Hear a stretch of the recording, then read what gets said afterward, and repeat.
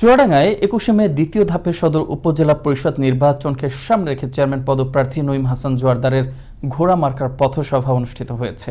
মঙ্গলবার সন্ধ্যায় কুতুবপুর ইউনিয়নের বদরগঞ্জ বাজারে এ পথসভা অনুষ্ঠিত হয়। এতে বদরগঞ্জ বাজার কমিটির সভাপতি আবুল কালাম আজাদ মিন্টুর সভাপতিত্বে প্রধান অতিথি হিসেবে উপস্থিত থেকে বক্তব্য রাখেন ঘোড়া মার্কার চেয়ারম্যান পদপ্রার্থী ও জেলা যুবলীগের আহ্বায়ক নঈম হাসান জোয়ারদার।